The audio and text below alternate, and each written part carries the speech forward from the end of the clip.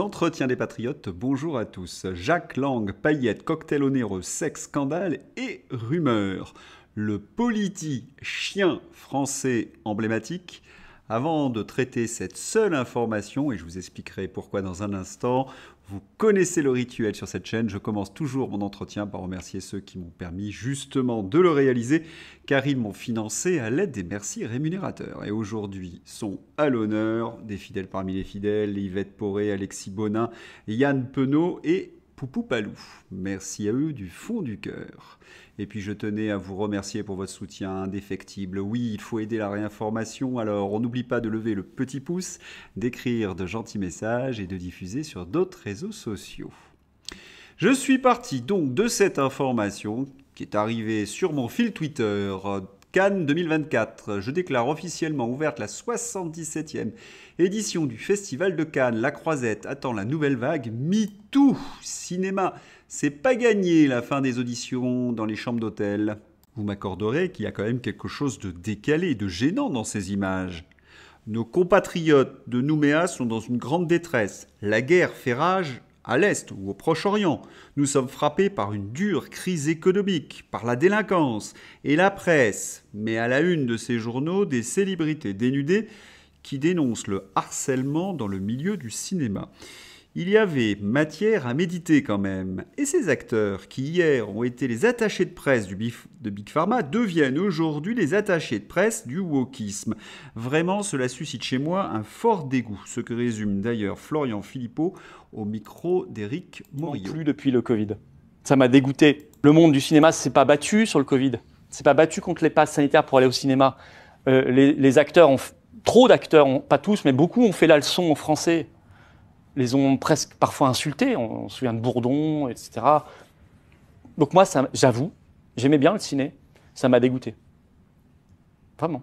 Vous voulez dire que les déclarations de Marcy ou de François Cluzet, non, ça m'a dégoûté. Il y a un truc, hein. Vous voyez, après c'est comme ça, c'est physique, vous n'arrivez plus à l'expliquer, vous n'arrivez plus à y aller. Ça m'a dégoûté. Et puis je tombe par hasard sur cette image. Et oui, vous les reconnaissez, Jacques Lang et Monique qui étaient invités à la soirée du Festival de Cannes il y a quelques jours. Jacques Lang, j'avais tant autrefois écrit sur ce personnage et pour une raison simple, c'est que j'avais un ami dont la maman travaillait rue de Valois, c'est-à-dire au ministère de la Culture. Elle m'avait un peu tuyauté. Et puis, hier soir, j'ai regardé sur YouTube l'excellente prestation de Pierre-Yves Rougeron, au micro de Greg, sur les 10 principaux traîtres de notre nation. À regarder absolument. Je vous mets le lien dans la description. Il y a les traîtres, il y a également un système. Et Jacques Lang est une très belle illustration du système politique. Oh, il n'est pas responsable de tout, mais il est très emblématique de l'affairisme et des mœurs de ce milieu. Oui, cette pourriture sur laquelle se développe l'européisme. Allez, on y va. Quel est le surnom de Jacques Lang? Cette image va vous donner la réponse. Jacques Lang est prolongé à la tête de l'Institut du monde arabe à 84 ans. En exclusivité, l'interview de cet éternel jeune homme. Oui, c'est la momie. Et puis Jacques Lang, c'est l'homme incontournable de la culture. Il est partout, dans tous les cocktails onéreux, lorsqu'il s'agit de chansons, de cinéma et de théâtre. Dans les bras de Bilout. On revient un petit peu en arrière, 1985. Vous reconnaissez le personnage? Berlusconi, le cavaliere. Que s'est-il passé en 1985? Eh bien, François Mitterrand lui donne la 5. Et Jacques Lang propose sa démission.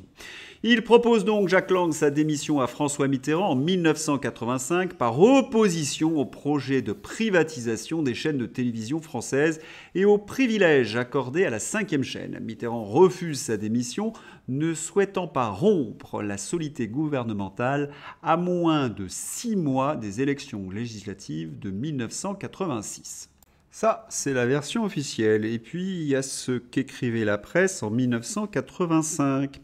Jacques Lang s'était opposé à Berlusconi, et c'était normal en tant qu'homme de culture, parce que Berlusconi représentait la télévision poubelle, le destructeur du cinéma italien. Et puis, c'est tout l'affairisme et la corruption.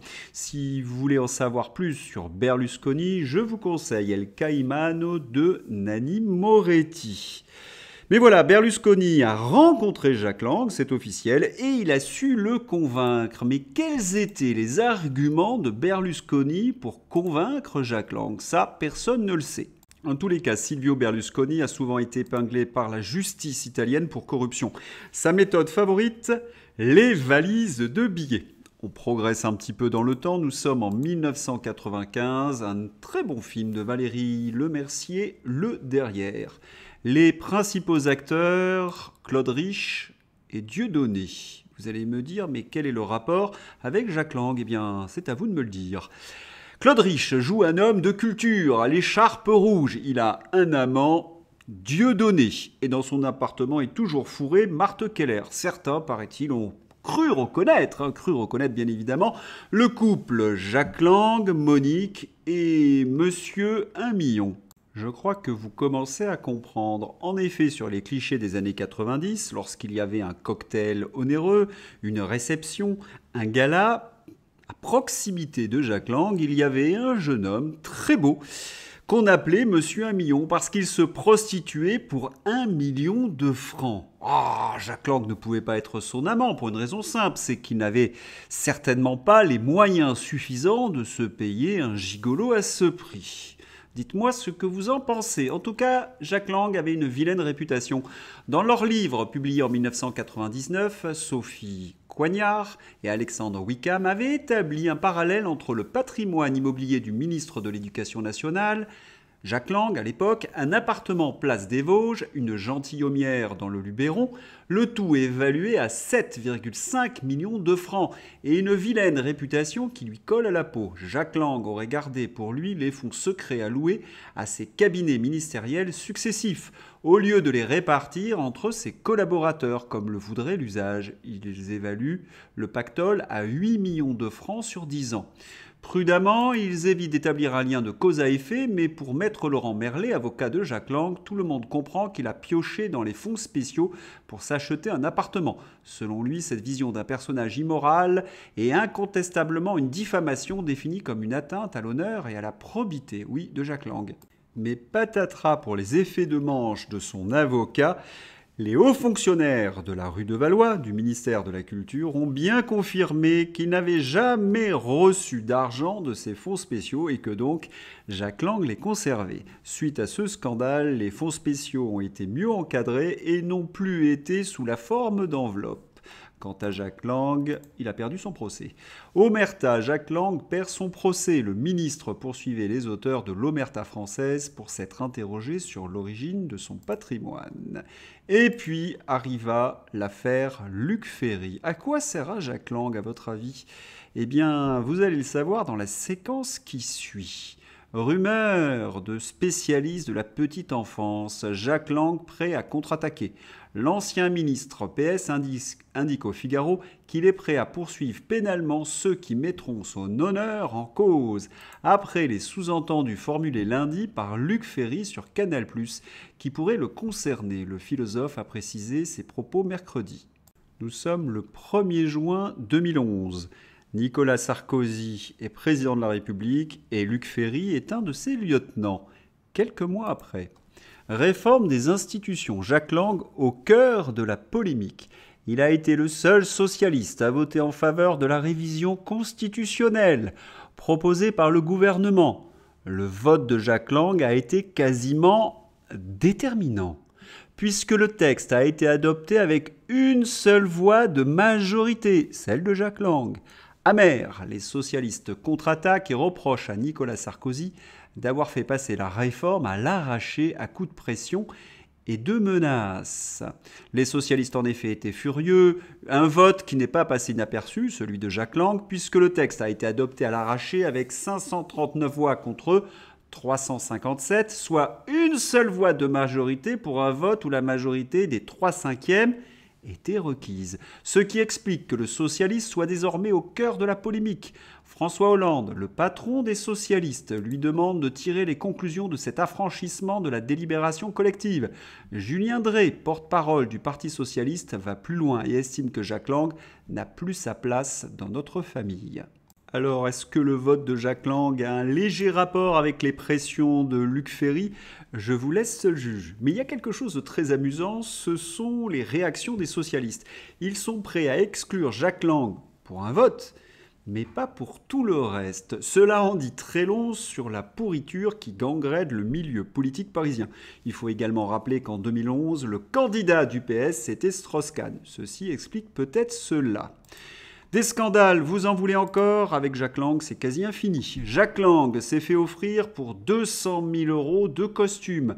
Depuis plusieurs années, Jack Lang profite des largesses du propriétaire de Smalto, Alain Duménil, un homme d'affaires mis en examen dans une affaire de banqueroute frauduleuse. Et puis, il y a la bombe lancée par Politico, les relations entre Jeffrey Epstein et Jack Lang. Traduction de cet article. En 2018, un an avant son arrestation pour trafic sexuel et sa disparition en prison, Epstein a fait un don de plus de 57 000 $ à une organisation française à but non lucratif par l'intermédiaire de son association caritative privée. Le président, le trésorier et le secrétaire de l'association étaient tous des collaborateurs ou amis de longue date de Jack Lang, ministre français de la Culture au début des années 80, puis de 88 à 93. Selon Jack Lang, ce don d'Epstein était destiné à financer un film. L'ancien ministre est donc confronté à des questions concernant l'argent provenant de l'association caritative d'un financier, oui, en disgrâce. Que Jack Lang ne nous prend pas pour des idiots, parce que regardons de plus près cette histoire. Créée en juillet de la même année, l'organisation pour le film porte un nom ronflant. Association pour la promotion de la politique culturelle nationale menée dans les années 80 et 90 du XXe siècle, autrement dit à la gloire de Jack Lang.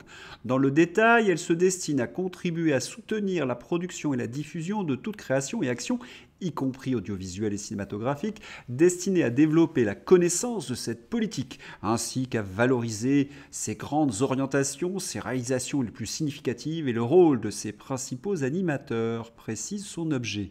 Son intitulé abrégé et son adresse figurent dans l'édition 2018 de la déclaration fiscale de la Gratitude America, la fondation d'Epstein, dans la rubrique des dons consentis à d'autres organisations. Relayé par Politico, le document affiche un montant donc de 57 897 $ en face de l'association. Détail notable, elle est la seule structure française à laquelle Epstein n'a jamais donné de l'argent, selon le site d'information. Vous ne trouvez pas cela curieux? Jeffrey Epstein, comme ça, qui donne 57 897 $ à une structure française, et c'est la seule, et c'est plus ou moins piloté par Jack Lang. Curieux, curieux. Alors, qu'est-ce qu'elle a produit, cette structure? Eh bien, rien.